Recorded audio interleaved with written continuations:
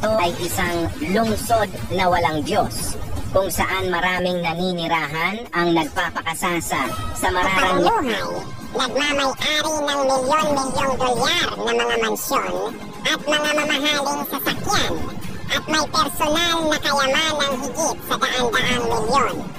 Para sa kapakanan ng reputasyon at katayuan, handa silang ibenta ang kanilang kaluluwa sa demonyo.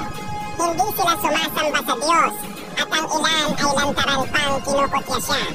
Pagkalipas lamang ng 48 oras pagkatapos ng kanilang pangungutya, nagkaroon ng wildfire sa lungsod. Hindi lang isang wildfire, kundi 6 na sunod-sunod na sunog. Ang kayamanan, mansyon, at mga mamahaling sasakyan ay naging abumagdamag na parang eksena ng katapusan ng mundo. Sabi ng ilan na parang apoy ng Sodoma ang bumagsak dahil ang lungsod ay puno ng kasalanan. Inilarawan naman ito ng iba na parang impyerno sa lupa. Ngunit hindi tulad ng sa impyerno, may pagkakataong pang makatakas. Ang impyerno ay walang labasan. Kaya, ang apoy bang ito ay paghatol mula sa Diyos? Kung ikukumpara sa pagkawasak ng Sodoma, ang sakuna ngayon ay sumira lamang ng material na kayamanan, hindi ng mga buhay. Ito ba ang paraan ng Diyos upang bigyan ng pagkakataon ang mga tao na magsisi? Bago lamunin ng apoy ang Sodoma, nagpadala ang Diyos ng mga mensahero sa lungsod. Ang mga lalaki, babae, at bata ay lumabas upang saktan ang kanyang mga mensahero. Ngunit isang matuwid na lalaki lamang, si Lot, ang nagprotekta sa kanila. Ang kanyang mabubuting gawa ang nagligtas sa kanya. Samantalang ang iba ay namatay sa asupre at apoy dahil sa kanilang paglaban sa Diyos. Ang sunog ngayon ay isang paalala. May kaparusahan ang pagsalungat sa Diyos. Kung hindi tayo magsisisi at hindi tayo maituturing na matuwid tulad ni Lot, haharap tayo sa ganap na pagkawasak tulad ng Sodoma.